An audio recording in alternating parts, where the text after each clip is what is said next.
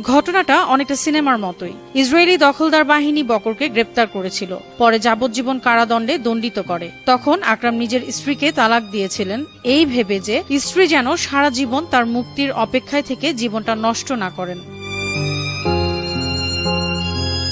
আকরাম আবু বকর একজন ফিলিস্তিনি মুক্তিযোদ্ধা, যিনি দীর্ঘ বন্দী জীবনের পর সম্প্রতি বন্দী বিনিময় চুক্তির মাধ্যমে মুক্ত হয়েছেন। মুক্তির পর তিনি কায়রোতে ছোট্ট এক আয়োজনে আবার বিয়ে করলেন সেই নারীকে, যাকে 23 বছর আগে ভালোবেসেই তালাক দিয়েছিলেন।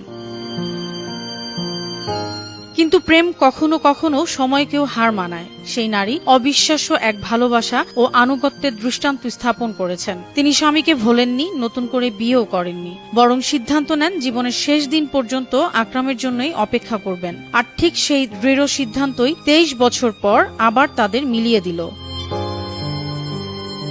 আকরাম আবু বকরের নাম মুক্তির তালিকায় পেয়েই স্বাগত জানাতে ওই নারী ছুটে যান কায়রোতে, কারণ ইসরায়েলি কারাগার থেকে মুক্তির পর আকরামকে মিশরে নির্বাসনে পাঠানো হয়।